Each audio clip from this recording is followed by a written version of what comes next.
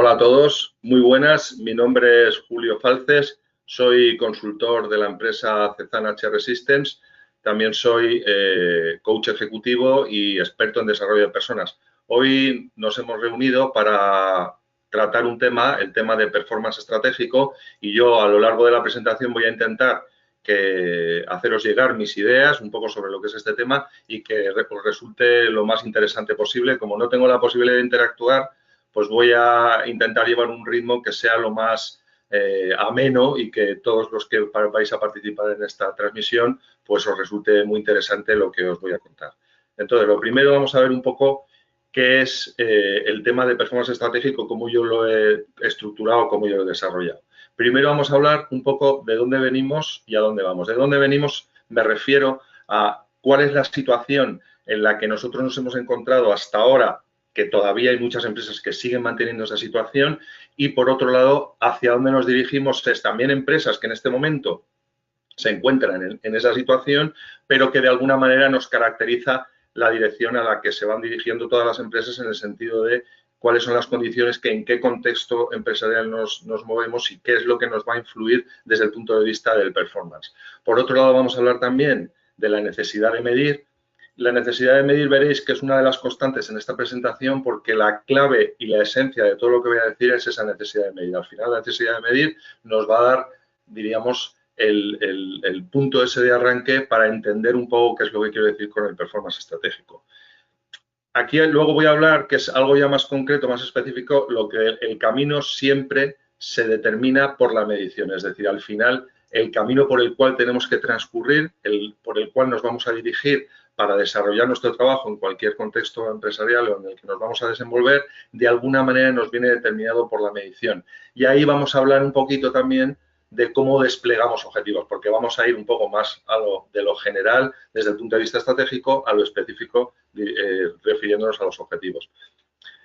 Quiero también introducir un poco el término de VUCA y un poco lo que sería la medición Agile. No es que vayamos a tratar eso específicamente, porque yo lo único que quiero es evocaros un poco qué es este entorno VUCA y cómo nosotros podemos hacer una analogía de lo que el entorno VUCA influye en la medición y alguna terminología de Agile que la podemos encontrar en similitudes o metodología de recursos humanos que nos puede ayudar a entender cómo esa medición puede ser más Agile. Al final, si conseguimos ir en esa dirección, si conseguimos ir en la dirección que marca Agile, evidentemente estaremos en una fase más avanzada de lo que sería el performance estratégico.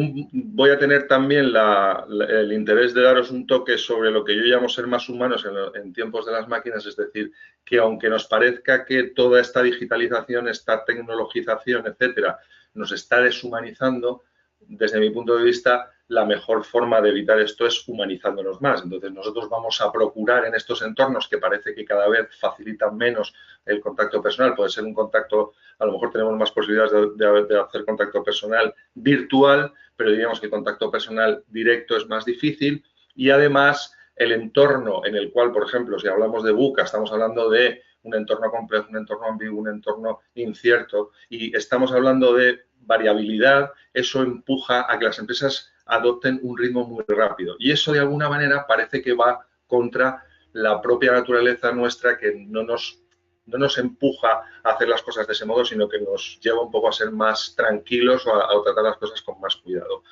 Al final, vamos a ver el ejercicio de performance como la clave para poder llevar a cabo el desarrollo de nuestras plantillas o el desarrollo de las personas que trabajan en la empresa, y luego veremos que para poder hacer todo esto que estamos diciendo, que yo ya estoy introduciendo, la única forma de hacerlo es digitalizando, porque evidentemente en todo este entorno y con lo que nos requiere el ejercicio estratégico de performance, si nosotros no digitalizamos nos va a ser literalmente imposible conseguir llevarlo a cabo con eficiencia y llevarlo a cabo correctamente. Al final os daré una pequeña nota sobre Cezanne, porque lo que sí me interesa es que veáis que todo lo que os he explicado, de alguna manera, con la herramienta que utiliza Cezanne, se puede resolver en un porcentaje muy alto las necesidades que os puedan surgir con respecto a esto. Entonces vamos a pasar un poco a de dónde venimos y a dónde vamos. En el sentido, ¿qué es lo que yo os quiero explicar aquí? Os quiero explicar que desde el punto de vista de lo que sería las empresas en la época pasada, diríamos, en épocas anteriores, las estructuras que tenían esas empresas eran estructuras jerarquizadas. ¿Qué quiere decir que sean jerarquizadas? Esto es una valoración, porque como estoy hablando del pasado, no quiero que suene a valoración sobre si lo jerárquico es mejor o es peor. Sencillamente, esas estructuras jerárquicas lo que nos indican es que hay muchos estamentos de control. Al final, las decisiones se toman en determinados lugares de la jerarquía y eso conlleva que muchas veces las personas evaden o no se responsabilizan totalmente de lo que están haciendo. Además, esas estructuras jerarquizadas también provocan muchas veces que no asumamos iniciativas, es decir, que la gente no se lance a hacer las cosas como podría hacerlas si tuviese un ámbito más libre a la hora de llevar a cabo su trabajo. Entonces, esas estructuras jerárquicas, ya os digo, no valoramos, sino sencillamente responden a un contexto y a un momento en el cual diríamos que esa forma de organizar era la más adecuada. Eso nos lleva a una burocracia formal. La burocracia formal, al final, es una burocracia pensada. Es decir, la estructura organizacional requiere que tenga unas funciones, requiere que tenga unas determinadas responsabilidades que se alojan en cada punto de la organización. Entonces, formal es que está pensado y que de alguna manera eso lleva a las personas a actuar de un modo determinado. Son como si tuvieses los carriles ya totalmente puestos y que tú sabes que para conseguir llegar a B tienes que pasar por A y por C, pero si no llegas a ese carril no vas a llegar. Por lo tanto, para nosotros, una burocracia formal, vuelvo a lo mismo, no es en sí ni mejor ni peor, sino sencillamente responde a una estructura organizacional que se adapta a un contexto diferente. ¿Qué más cosas ocurren? Son estructuras estáticas, es decir, ¿en qué sentido son estáticas? En el sentido que cuando ya están montadas no evolucionan, no se desarrollan, sino que se mantienen en ese punto donde se han creado y a partir de ahí no generan más nuevas funcionalidades, etcétera. Eso en sí, vuelvo a lo mismo que os decía al principio, ¿eso es mejor o es peor? Bueno, no es ni mejor ni peor, sencillamente es cómo está montado y que responde a una idea de cómo tiene que estar organizada la empresa. Finalmente, el orden responde a lo que os decía antes del estatismo y esto, desde el punto de vista de recursos humanos, ¿qué es lo que genera? Pues genera una infraestructura potente de administración.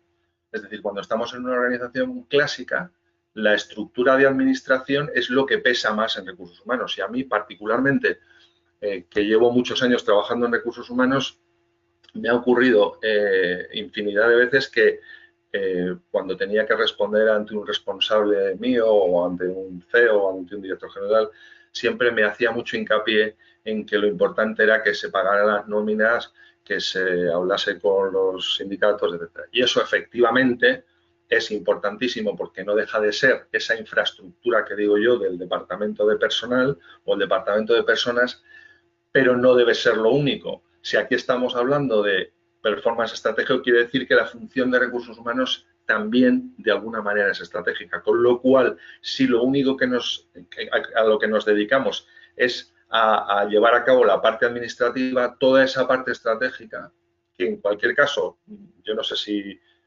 entre vosotros habrá gente que esto a lo mejor lo ve de un modo diferente, pero yo creo que es que ya no es ni discutible. O sea, cuando se habla de recursos humanos estratégicos o cuando se habla del departamento de personas estratégico, lo que estamos pensando es que la esencia de las organizaciones son las personas. Y esto, que lo decimos técnicos o expertos en el ámbito del desarrollo de las personas, nos parece casi de perogrullo. O sea, decir esto es como... Pero no parece en los ámbitos empresariales que esto sea tan de perogrullo, porque a veces lo explicas y la gente no lo acaba de entender o no lo ve. Dice, no es clave, esto es un coste. Yo tenía un director general que decía que en vez de hablar de capital social, hablaba de pasivo social, con lo cual dice, si se pudiesen sustituir todas las personas que hay aquí por máquinas, esto sería una maravilla, no tendría que ocupar de nada y sería todo fenomenal y funcionaría todo perfecto. Entonces, al final, esto, que es para mí, estas organizaciones burocratizadas, estáticas, donde las descripciones de puestos son cerradas.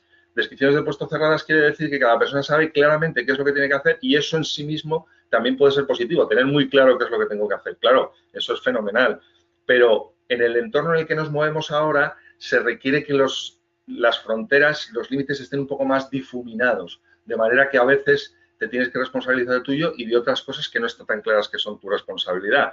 No es que invite a que la gente invada el terreno de otros, sino que el propio entorno nos empuja a que a veces esto es como una carrera de relevos cuando alguien va corriendo y de repente le dan el testigo. Pues entonces nosotros esto es lo mismo. No tenemos que entender si alguien nos pasa el testigo que es que no nos corresponde, sino que al final asumimos esa responsabilidad individual como parte de una responsabilidad común. Entonces, desde mi punto de vista, todo esto no es ni más ni menos que el reflejo de una época. ¿Qué es lo que ocurre ahora? Que muchas empresas siguen funcionando así. Es decir, que decimos, esto viene del pasado. Bueno, del pasado y muchas en el presente. ¿Qué les pasa a estas empresas que están en esta situación? Evidentemente no van a entender el performance como algo estratégico.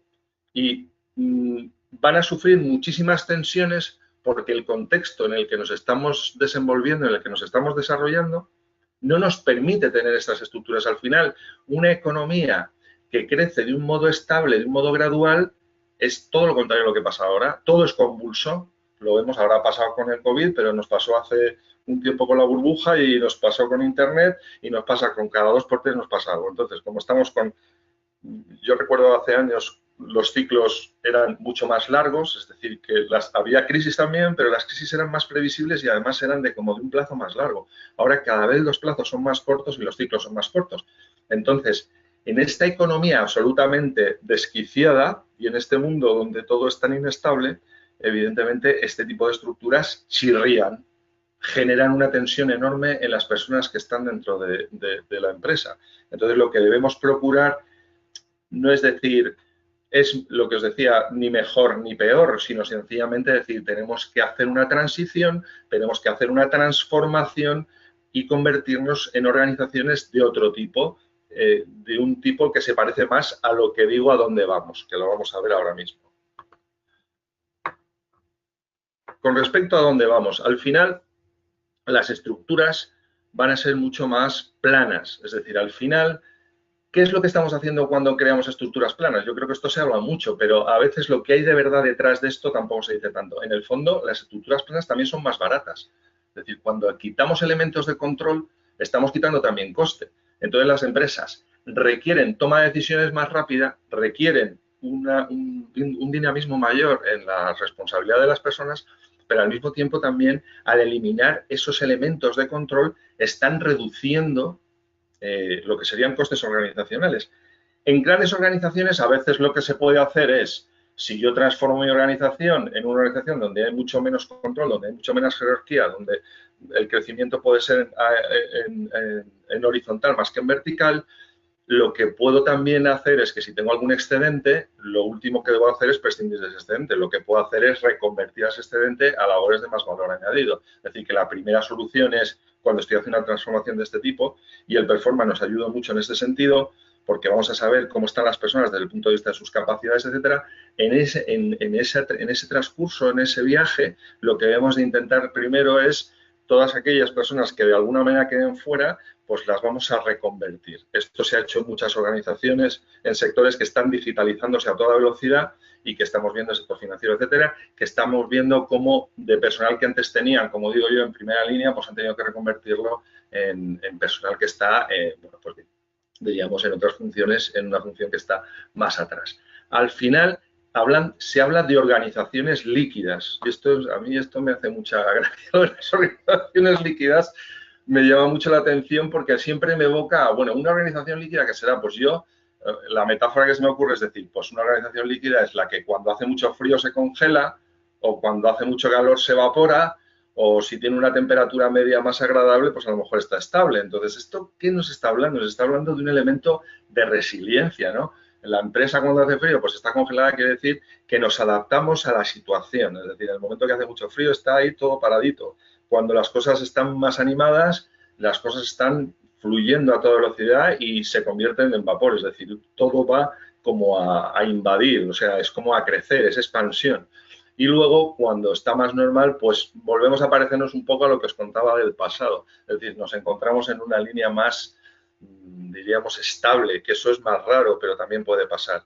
Al final, estos entornos, por contra de lo que decíamos antes, son mucho más dinámicos.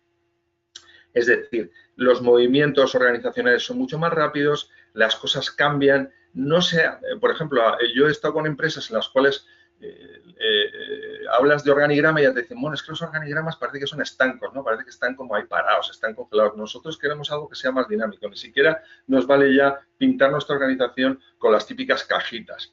Esto va como de grupos de gente que se van moviendo de un proyecto a otro, cosas que ya se describieron en los años 90 en Busca de la Excelencia, por ejemplo, Tom Peters habla de esto, pero que ahora ya está pasando en este entorno VUCA y en muchísimas empresas de tecnología. Los puestos, evidentemente, tienen que ser las descripciones mucho más abiertas, porque, lógicamente, nadie puede esperar que le den su listita de tareas cerrada y que de ahí no se va a mover, sino que ya sabes que ahí sí que se va a admitir esa especie de frontera más difusa, esa especie de puedo invadir terrenos que no son normalmente míos, porque además son culturas las que trabajan en este sentido que, por un lado, fomentan el error y, por otro lado, invitan a lo esencial, a ir a lo más esencial dentro de la organización, a lo más elegante. Por lo tanto, cuando invitan a las personas a ir a lo esencial, están también ayudando a que todo el mundo se enfoque en un sentido determinado y a que se puedan compartir las cosas entre los distintos responsables. Este entorno también se caracteriza por lo que podríamos denominar una especie de caos. El caos nos viene de fuera y también, de alguna manera, nosotros nos mimetizamos y lo desarrollamos dentro. Yo he trabajado directamente en compañías donde ya las líneas estaban tan difuminadas que si tú tenías que hacer una petición, pues a lo mejor os hablo de una organización globalizada internacional, donde a lo mejor nosotros teníamos la posibilidad en España de hablar con alguien que fuese el director de España, pero si tú tenías necesidad de hablar con el presidente europeo o con el presidente de la división mundial, podías levantar un teléfono y llamar. ¿Esto qué quiere decir? Que al final hay tantos cruces de las funcionalidades que puede dar la sensación al que está en ese entorno, quien trabaja en este entorno, puede tener esa sensación como de un poco caótico. Pero también es verdad que ese caos, desde mi punto de vista, para la mayoría de los que trabajamos es divertido. O sea, que puede ser interesante el moverse en ese entorno donde tienes la posibilidad de hablar con unos, con otros, donde nadie te corta el paso, donde siempre puedes avanzar si necesitas resolver cualquier problema. Y ya os digo, desde fuera y hasta desde dentro te puede a veces dar la sensación de que las cosas no están muy controladas, pero hay unos patrones ahí subyacentes que sí que están dirigiendo las cosas en un sentido. Lo que pasa es que hay más libertad. Al final las organizaciones más clásicas se rigen por un sentido de la autoridad mucho más marcado y en estas el sentido de la autoridad está más diluido y se comparte más la responsabilidad. Finalmente, esto nos lleva a considerar los recursos humanos como algo estratégico, es decir, ponemos a las personas en el centro de todas las operaciones. Sabéis que el engagement de las organizaciones es muy complicado porque cuando estamos hablando a las personas de que se tienen que sentir orgullosas de estar en esta organización, de que deben de venir todos los días felices a trabajar porque esto es una organización que les quiere y que se preocupa por ellos, ¿qué tal? Pero de repente viene una reestructuración y se corta la cabeza directamente a un montón de personas, pues la gente al final tiene escepticismo, ¿no? Dice, pero esto es que no cuadra, ¿no? Parece que por un lado nos dicen que somos lo más importante, pero por otro, en el momento que hay un problema económico, tal. Yo creo que va más allá, es decir, es verdad que cuando estás, esto es vivir el presente, es decir, cuando estás se te considera y cuando las cosas funcionan de un modo adecuado y la empresa tiene recursos, ayuda a las personas que trabajan ahí a desarrollarse también como personas ya que se sientan parte de un proyecto común. En el momento que empieza a haber problemas, como en cualquier organización, es un ente al final socioeconómico, requiere tomar medidas y esas medidas muchas veces se refieren a disminuir gastos, etcétera, y eso influye a todos. El problema es que cuando no hay transparencia, si la gente este ejercicio no lo ha entendido porque no entiende los números, no se los han explicado, pues es muy difícil que luego participe de ello. Pero yo os cuento un ejemplo de un caso que me ocurrió a mí en una empresa que estuve, donde los propios representantes de los trabajadores venían a pedir las reducciones de salarios o tal, porque se practicaba una política de transparencia con respecto a los datos financieros y además se les consideraba a todos, incluido bueno, pues a personas que a lo mejor estaban ya lo típico del síndrome del quemado, pues a todo el mundo se intentaba recuperar, a todo el mundo se intentaba ayudar. A veces los propios sindicatos tomaban un papel más beligerante y nosotros siempre intentábamos traerles a la barca y que participasen con nosotros, que nos ayudasen en el proceso de desarrollo. Por lo tanto, si esto se ve así, la gente en estas organizaciones van a pensar de verdad que los recursos humanos son algo estratégico, que no es algo puramente recursos. De hecho, antes de venir, y ya llevo tiempo, porque la palabra recursos humanos no me gusta, yo esto se lo he oído a Tom Peters, que lo menciono mucho porque es uno de los gurús del management que más me gusta, y él habla que lo de los recursos humanos es un poco denigrante y habla de las personas. Dice, no, las personas no son recursos, son personas. Entonces, bueno, entendemos todos el lenguaje, hablamos de recursos humanos porque es como se llama en muchas empresas, pero a lo que nos referimos es que las personas son algo estratégico. Vamos a pasar a la siguiente, al bloque, que es la necesidad de medio. Os decía desde el principio que nosotros en la concepción de todo lo que yo he presentado aquí, lo que intento es que se valore lo que sería la lo que sería la medición como lo más importante. Entonces, para considerar la medición como lo más importante, lo primero que tenemos que saber es qué es lo que vamos a medir. O sea, lo primero que nos tenemos que poner en la mente es qué es lo que vamos a medir. Y normalmente lo que vamos a medir está previsto. Es decir, por eso lo llamo racional. O sea, al final lo que vamos a medir es lo que está previsto, es algo que se ha pensado previamente. Y lo pongo versus lo vivencial, porque lo que es vivencial es lo que ocurre de verdad. O sea, tenemos por un lado lo racional, que es lo que está previsto, versus lo vivencial. Al final yo a esto le llamo el presente del potencial. ¿Qué es el potencial? Y aquí introduzco unos términos que a lo mejor no son muy habituales en este entorno, pero me gusta hablar de ello porque yo creo que lo vamos a entender muy bien. El potencial es lo que puede ser.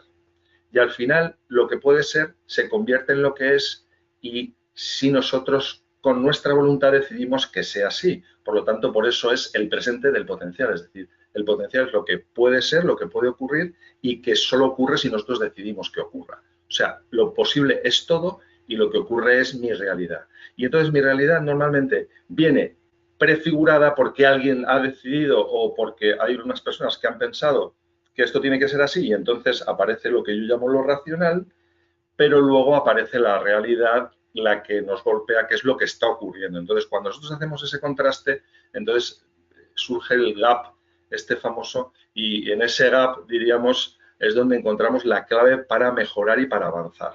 Luego también tenemos que tener en cuenta que todo este proceso es algo emocional.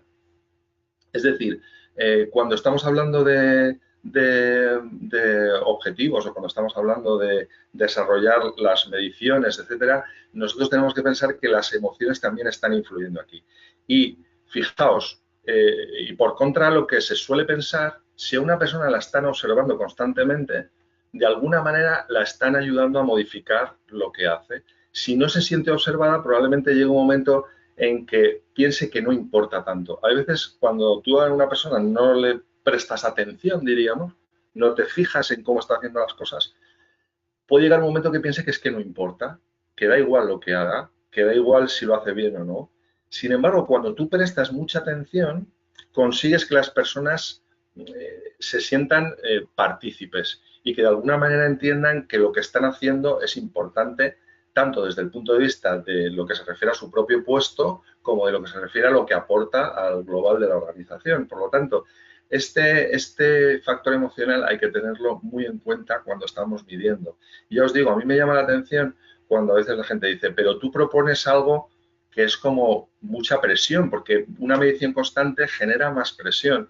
Digo, sí, pero también genera que las personas se den cuenta que se las está respetando, porque se está constantemente observando y valorando qué es lo que están haciendo para poder ayudarlas a ir corrigiendo y a mejorar el ejercicio de desempeño. Entonces, si no tenemos en cuenta este factor, si no conocemos muy bien a la gente de nuestras empresas o nuestras plantillas desde el ámbito del departamento de personas y no nos empeñamos en saber cómo puede influir lo que yo propongo, que es medir más, entonces debemos hacer primero un ejercicio que es un poco de análisis cultural de cómo va a influir. Pero en principio, el que tú midas más, yo creo que indica a las personas que se les está teniendo en cuenta. Fijaos que hace poco leía un estudio de McKinsey que hablaba que las organizaciones que ven el ejercicio de personas como más objetivo y más justo son aquellas en las cuales se destaca a los que están en la parte baja y en la parte alta de alguna manera. En la parte baja puede ser porque nos preocupamos más para ayudarles a mejorar y a desarrollarse, y en la parte alta porque a lo mejor se les retribuye o porque se les da más responsabilidad, etcétera. Es decir, si en esos extremos la empresa se empeña en influir de un modo directo, las personas lo van a ver como más justo. Y para hacer esto bien y para que esto sea lo más objetivo posible, desde mi punto de vista, debe ser un proceso continuo. Entonces, ¿qué quiere decir proceso continuo? Quiere decir que estas evaluaciones clásicas en las cuales hablábamos de lanzar el proceso una vez al año o 2 veces al año como mucho, están llamadas a desaparecer. No queda más remedio que hacer un proceso continuo. Es decir, y luego vamos a hablar del entorno Agile, pero yo os invitaría a que vuestros procesos se llevasen a mediciones como mínimo mensuales, y en algún caso pueden ser hasta quincenales, ¿no? Es decir, es una medición donde a lo mejor no tienes que tardar tanto tiempo, con modelos de performance que destaquen por su sencillez, pero al mismo tiempo que tengan en cuenta pues distintas variables que vamos a ver después. Entonces, necesitamos que eso sea continuo porque así vamos a conseguir al final ser más objetivos. Vamos a hacer algo constantemente y no vamos a ver una vez al año, que muchas veces en las empresas la gente no entiende. Dice, pero y una vez, y tú ahora me vas a decir cómo he hecho yo el trabajo en un año. Y además, encima, bajo el escrutinio de un jefe que puede ser que te conozca o no te conozca mucho o que tenga sus ideas específicas sobre lo que está pasando. Por lo cual, para mí la continuidad garantiza una objetividad. Además de continuo, tiene que ser intenso y preciso. ¿Y qué quiere decir con intenso? Pues que se tiene que vivir como algo necesario dentro de la organización. No es una cosa que nos han impuesto. Yo me acuerdo en ejercicios de evaluación que he tenido que hacer, donde cuando hablaba con la gente responsable me decían, ya están los de recursos humanos otra vez aquí dándonos la lata y trayéndonos más trabajo, que lo único que va a conseguir es retrasarnos en nuestros objetivos generales, tal. Y yo les decía, pero vamos a ver, si esto es lo mejor que os puede pasar, que tengáis la posibilidad de valorar vuestro propio trabajo y el trabajo de vuestros compañeros para a partir de ahí poder medir.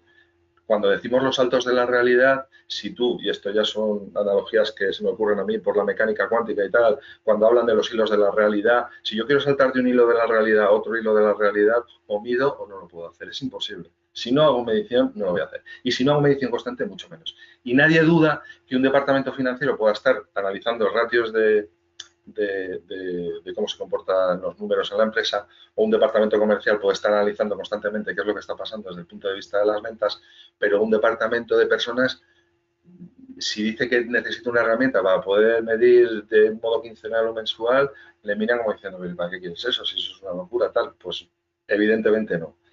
La forma mejor de que la medición sea lo más precisa y lo más intensa es haciendo una frecuencia muy alta a lo largo del proceso, que si quieres en el largo plazo puede ser un año, pero luego en cortos puede ser pues un mes, 15 días, etcétera. Cuestionarios. Cuestionarios, cuestionarios, cuestionarios, cuestionarios. Es decir, la herramienta que tenemos son los cuestionarios, entonces tenemos que elaborar cuestionarios que nos ayuden a poder hacer esto que yo os digo de esta forma intensa. Esta mañana hablaba con un cliente, me decía, a mí al final me gusta, fíjate lo que estoy poniendo en la presentación, que yo mismo no lo he visto en mucha empresa, pero ya me lo decía, dice, no, si yo lo que quiero llegar es hacer una evaluación que sea un 360 continuo, porque cuando tú entras en un proceso de performance, de evaluación, como a ti te valora alguien que es un responsable directo tuyo, tiene una opinión, que puede ser objetiva o no, porque hay muchos sesgos, y que además se va a hacer pública, con lo cual todo nos indica que o bien puede ir a que todos son muy parecidos o a que todos son muy malos, o sea, al final el que de verdad se diferencie una persona de otra es más difícil porque ya os digo, la evaluación de 1 a 1 siempre es pública porque al final sirve para algo, se lleva a un proceso de, por ejemplo, de pago, de retribución, etcétera, o un proceso de promoción y tal. Y por otro lado, al ser pública, quizá las personas que lo hacen también sienten que van a ser escrutadas a su vez por lo que han dicho, con lo cual, si quieren tener, imaginemos el típico jefe que se ve a sí mismo y que tiene esa imagen de la organización de súper duro, pues nunca va a hacer una evaluación muy positiva de alguien porque va a pensar, hombre, como yo soy el súper duro, no voy a hacer una evaluación muy positiva de nadie, tienen que ser siempre muy duras. Entonces, fijaos que ya ese sesgo dices, ya estamos de alguna manera trastocando el ejercicio, porque el ejercicio lo que requiere es objetividad. Por lo tanto, en un 360 sí que me parece a mí que se puede conseguir mucho más, porque es gente que está más alejada y que al final estás proyectando una imagen y tú vas a proyectar lo que tú te ves y luego lo que ven los demás. Al final, en esa conjunción, lo ideal sería que pudiésemos implicar también en un futuro, si los medios nos lo permiten, a clientes internos y externos y proveedores, ¿no? Eso ya sería el ideal. A lo mejor esto es demasiado pedir, pero quizá van las cosas por ahí, ¿no? Al final, para mí, el enfoque 360 es la clave, es hacia donde tenemos que ir.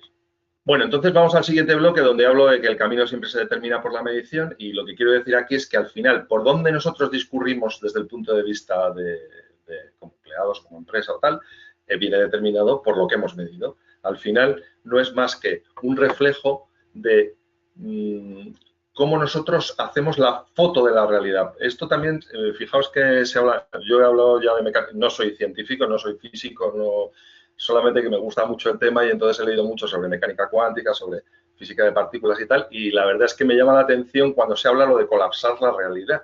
O sea, parece que a nivel de partículas, a nivel de energía y materia, parece que se comporta así la naturaleza, por lo menos las fórmulas matemáticas nos lo dicen así y los experimentos también, aunque luego a la hora de explicarlo y cómo llevar esa analogía a la realidad nuestra nos parece raro y bastante ininteligible, pero yo lo que saco de ahí, que a lo mejor es algo más poético, es colapsar la realidad para mí, que es que tú sencillamente haces una foto del momento y cuando haces esa foto del momento y ya utilizo los conocimientos y mi experiencia como coach, es cuando tú de alguna manera, tienes conciencia de lo que está pasando. Cuando tú tienes esa foto, ya ves lo que pasa, ya ves la realidad y eres consciente. Y en ese momento, en el momento que haces eso, automáticamente puedes intentar contrastar con lo que tú has pensado que tenía que ser. Por lo tanto, ahí nos aparece la verificación, en ese gap, en ese contraste, nos aparece la verificación con la visión. Es decir, nosotros necesitamos hacer esa foto y la única forma de hacer esa foto es medir y cuando colapsamos la realidad, al final podemos luego hacer esa comparativa con la famosa visión, que es un poco la orientación que nos hemos trazado al principio de por dónde queremos discurrir, de por dónde queremos ir. Entonces, esto una vez que lo hemos hecho y que hemos conseguido hacer esa foto, diríamos, y hemos conseguido hacer esa medición, vamos a ir a ver cómo se despliega en objetivos. O sea, de aquí vamos a pasar a desplegarlo en objetivos. Entonces, ¿qué es lo que tenemos que hacer para desplegarlo en objetivos? Pues esto yo creo que es bastante clásico. Aquí ya vamos a lo que diríamos todo el mundo, creo que debéis de saber, los que me estáis escuchando, me imagino que ya lo sabéis. Tenemos que conocer muy bien nuestro propio negocio, tenemos que conocer muy bien nuestros productos y servicios, tenemos que conocer mucho a nuestro cliente y a nuestro entorno. Al final, nosotros en una empresa que yo trabajé, en lo que era nuestro ejercicio de desarrollo, como las personas, los que somos expertos en el tema de desarrollo de recursos humanos o de personas, pasamos de sector a sector y no somos a lo mejor muy especialistas en un sector, sino que vamos pasando de uno a otro. Yo llegué a una empresa que era una multinacional muy famosa y que tenía muy buenos resultados y hubo una cosa que me llamó mucho la atención, que lo primero que tenía que hacer era el Business Mastery, llamaban ellos, Business Mastery. Entonces, el Business Mastery era que si yo quería ser un buen técnico de personas en esa organización, tenía que conocer mi negocio en muchísima profundidad. Por lo tanto, si yo estoy haciendo esa medición famosa y una vez que tengo esa foto no tengo conocimiento de mi negocio, aunque tenga la visión y aunque tenga tal, luego a la hora de hacer los objetivos va a ser bastante más difícil. Por lo tanto, os recomiendo, si estáis en negocios y ahora como las cosas cambian tan rápido es más difícil todavía, es hacer mucho hincapié en conocer el negocio en el que estáis, conocer muy bien, y evidentemente conocer el negocio os lleva a conocer vuestros productos, vuestros servicios, conocer muy bien a vuestros clientes. Muchas veces en algunas organizaciones esto se hace, pero también se está perdiendo, que es, da igual en qué departamento estés, ves a hablar con un cliente.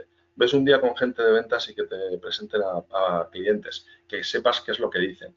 Y bueno, luego tienes tus clientes internos, que esos evidentemente los tienes que tratar. El entorno en el que nos movemos, y eso nos retrotrae otra vez al principio, cuando hablábamos del ambiente que hay general, de cómo funcionan los negocios, etcétera, y luego de nuestros competidores. Al final, ¿qué es lo que tenemos que hacer? Porque yo antes decía medir, cuestionarios, 360, implicados, objetividad, frecuencia, precisión, no sé qué, vale, muy bien, todo esto muy bien, pero tiene que ser con un esquema O sea, el proceso puede ser visto a lo mejor algo más complejo porque es muy repetitivo y es muy intenso y tiene mucho seguimiento, pero tiene que ser sobre una base sencilla.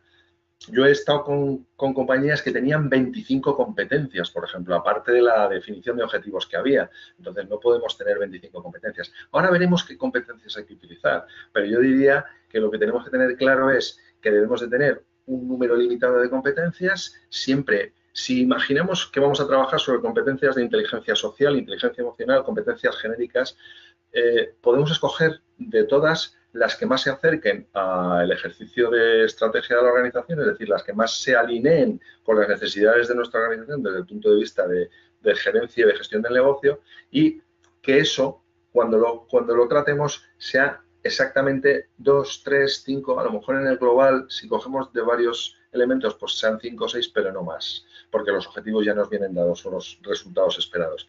Entonces, si conseguimos que todo esto sea sencillo, que todo lo tengamos muy claro y que todo esté alineado, al final será mucho más fácil para la gente conseguir los resultados.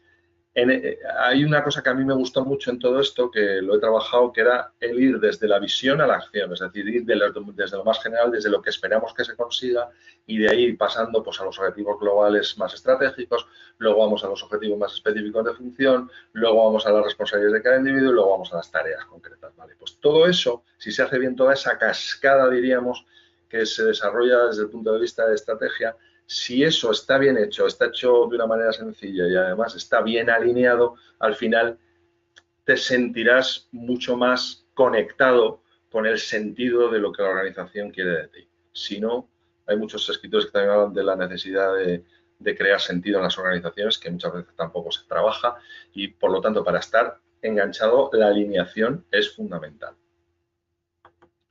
Vamos a ver ahora, y esto simplemente es una mención que quiero hacer una analogía, ¿no? Vamos a ver, ¿qué son los entornos VUCA, no? Los entornos VUCA son los entornos volátiles, inciertos, complejos y ambiguos.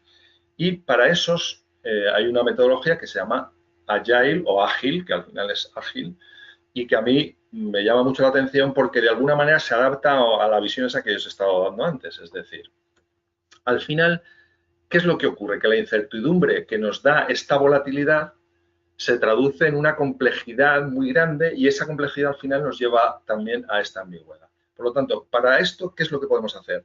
Nos debemos de ajustar a una metodología ágil en las mediciones. Fijaos que en la metodología ágil aparece el sprint, aparece el backlog, que es como el producto, aparece el scrum, aparece el daily.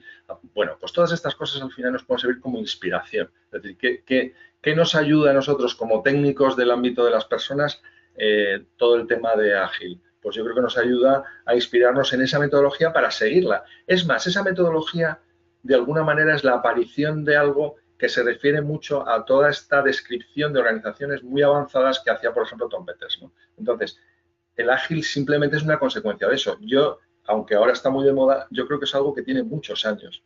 Es una consecuencia lógica del entorno en el que nos desarrollamos. Como sabéis, el término VUCA surgió a raíz de la desaparición del muro de Berlín, porque en ese momento el ejército americano dijo, bueno, ahora ya ha desaparecido la política de bloques y entonces nos vamos a un mundo caótico y enloquecido, ¿no? Entonces por eso dijeron lo de VUCA. Fijaros, estamos hablando de los años 80.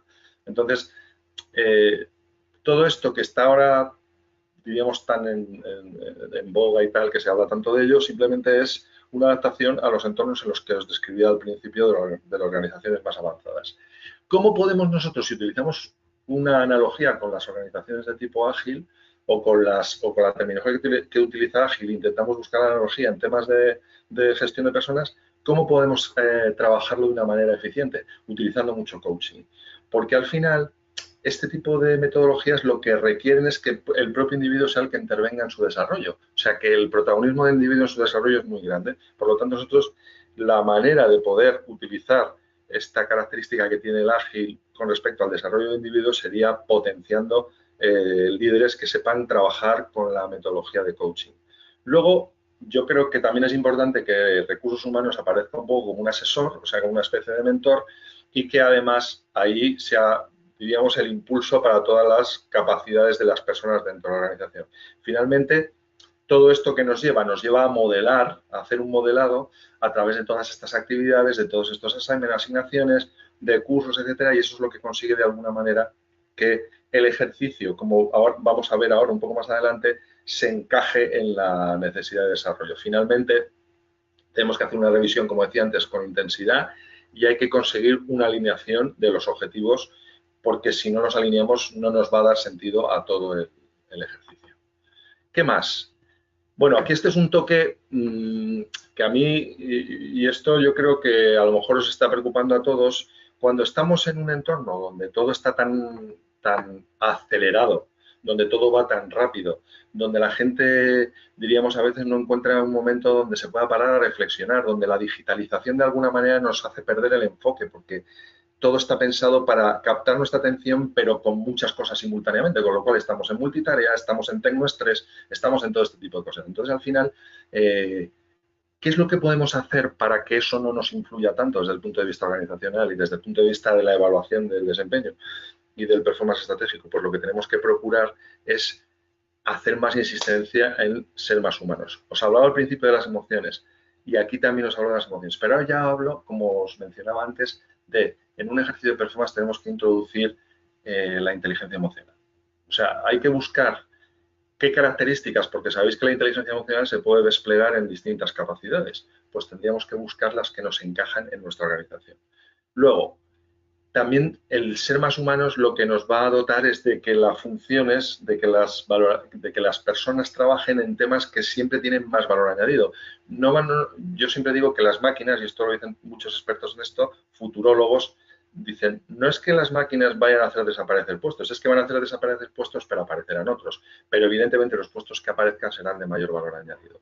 Al final, como va a ser así, tenemos que hacer mucho hincapié en la formación, tiene que haber una convergencia siempre y esto también se puede medir. Fijaos que muchas organizaciones que yo trabajo me dicen, Julio, ¿cómo conseguimos el equilibrio entre la vida personal y la vida profesional? Digo, pues tenéis que medirlo, eso es lo primero. No solamente con una encuesta de clima, es que hay más herramientas para ver si vuestra cultura está fomentando el que la gente abandone sus responsabilidades personales y se dedique más a las responsabilidades profesionales. Que en sí mismo hay gente que toma esa elección y no es criticable, pero si queremos saber y estamos preocupados por esto, démonos cuenta primero y hagamos una auditoría cultural y veamos si estamos influyendo en ese sentido. Y al final, el desempeño tiene que ser un eje para el que la gente esté enganchada con nuestra organización. Si nosotros medimos objetivamente, la gente verá que hay más respeto, etcétera. Bueno, al final, tenemos que partir de un modelo, o sea, el performance tiene que ser una antesala del desarrollo, tenemos que tener un modelo, al final sí que siempre tenemos que tener una idea de lo que queremos conseguir. Todo eso responde a una idea concreta, es decir, nosotros nos hemos hecho una idea de por dónde queremos que vayan las cosas. Al final, cuando nosotros avanzamos en todo el tema del desempeño, ahí es como medimos nuestro progreso y al final lo que consiste todo es en que seamos capaces de alcanzar ese equilibrio entre lo que somos, en la realidad que estamos y cómo queremos ser o a dónde queremos llegar. Entonces, yo os invito a que penséis que si no hacemos un buen performance, es decir, si no hacemos un buen ejercicio de evaluación, el ejercicio del desarrollo también pierde su sentido. Es decir, si no nos preocupamos y decimos, bueno, yo esto lo hago una vez al año, luego les pongo un par de cursos y que participen en 2 o 3 proyectos y ya está, ¿no? O sea, si lo hacemos bien el desempeño, al final nos va a llevar a un desarrollo y un desarrollo coherente partiendo de lo que os digo, de tener una idea clara, de tener un modelo, de saber cómo vamos a medir el avance y de encontrar ese equilibrio que muchas veces esto se utiliza más como en un sentido punitivo y yo creo que es todo lo contrario. Lo que hay que utilizarlo es un sentido de desarrollo, de crecimiento. Las personas están en un punto de su desarrollo personal y cuando medimos lo que vemos es que tienen que ir a otro punto y a partir de ahí desarrollamos las acciones que le puedan ayudar en ese sentido. Bueno, esto simplemente es para leerlo, ¿no? No os lo voy a leer directamente porque no es para comentar. Un estudio sobre el uso de los sistemas de gestión del desempeño ha demostrado que los valores que los empleadores y el personal consideran más importantes para la eficacia de las disposiciones relativas a la actuación profesional son la transparencia, la coherencia y la equidad. Yo creo que todo esto es un resumen de lo que hemos visto hasta ahora, es decir, que quizá esto sea como un punto y aparte, ahora vamos a ver la digitalización, pero quizá nos sirva como resumen de lo que hemos visto hasta este momento, ¿vale? Al final, ¿qué es lo que tenemos que hacer desde el punto de vista del desarrollo? Pues que nosotros en nuestro plan tiene que estar enlazado con todos los proyectos, con toda la formación que vamos a hacer y además también y finalmente, como os decía al principio, en los extremos estos de los que lo hacen mejor y los que lo hacen peor, tiene que estar enlazado con el plan retributivo, que me imagino que la mayoría de las empresas que estáis aquí pues ya lo hacéis. Bueno, y ahora vamos a la digitalización. La digitalización, yo en vez de hablar mucho de esto, lo que os quería decir es, todo esto que hemos hablado hasta ahora, y aquí ya directamente no tengo ni que ver la referencia de lo que aparece ahí, ¿cómo creéis que se puede hacer si no es digitalizado? O sea, me parece absolutamente imposible. O sea, es que si queremos hacer todo esto que yo he hablado de las mediciones del 360, de no sé qué, no sé cuánto, ¿cómo lo hacemos si no tenemos un sistema digitalizado? Entonces os vuelvo, yo estoy discutiendo constantemente en las empresas con gente y me dicen, no, es que no tengo presupuesto, es que este año me han dicho que para gestión de personas, una empresa de 200 personas, pues solo me puedo gastar 1.500 euros. Digo, pero hombre, pues te han dado mucho presupuesto, qué maravilla y tal. No, o sea, realmente es un poco ridículo, ¿no? Y a veces en culturas como la nuestra, la cultura empresarial, desgraciadamente desde mi punto de vista, lo que indica es que no está tan alfabetizada como otras. No quiero que esto suene fuerte, pero es así. Es decir, si no se trabaja esto y si no se le considera de la relevancia que tiene, evidentemente no estamos en el nivel. Entonces, la digitalización es que es la clave. Si no podemos digitalizar, no vamos a poder hacer todo esto. Entonces, evidentemente, la tecnología debe estar integrada, debemos de tener los presupuestos, como os decía antes, debe haber equipos de proyecto, bueno, lo lógico en todo esto, ¿no? Pero lo más importante de todo es que esto llegue a nuestro CEO, que llegue a nuestro comité de dirección y que ellos entiendan que es absolutamente necesario y que no es lo último, sino que probablemente es lo primero. ¿Qué más vamos a ver? ¿Qué ventajas tiene la digitalización? Pues tiene que las cosas son más eficientes, que conseguimos muchísima más precisión, conseguimos mantener la frecuencia, al final esto ayuda a que la gente lo vea como un ejercicio bien hecho y como un ejercicio correcto y aumenta la confianza. Al final la gente confía en que esto es algo positivo para ellos desde el punto de vista organizacional. Aquí tenemos ya otra frase que os voy a leer y ya finalmente os voy a dar dos pinceladas porque ya estoy terminando sobre nuestra herramienta para que veáis que también os encaja con lo que yo estoy diciendo. Si las personas son los mayores creadores de valor en las organizaciones, entonces la gestión óptima del desempeño es fundamental para el éxito de una organización. Los empleados necesitan entender lo que se espera de ellos y para lograr esos objetivos y maximizar su nivel de responsabilidad deben estar motivados y tener las habilidades, los recursos y el apoyo necesario. Entonces, finalmente, os invito a que nos conozcáis como empresa. Nosotros creemos mucho en las personas y creemos que las herramientas digitales ayudan a que las personas estén mejor dentro de las organizaciones.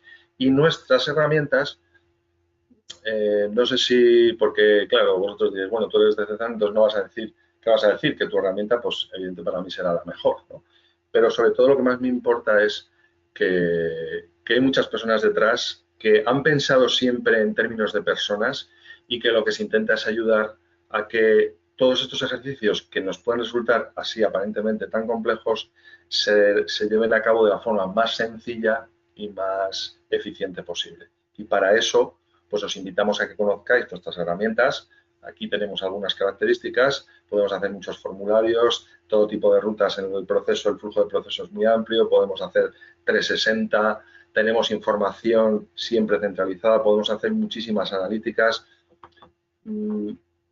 Finalmente, daros las gracias por haber escuchado mi intervención y sobre todo, y para terminar, os insisto, tenemos que ser muy humanos, tenemos que ser capaces de medir muy bien las cosas y al final así es como pondremos a las personas en primer plano y que se consideren lo más importante. Así que muchas gracias y un saludo para todos.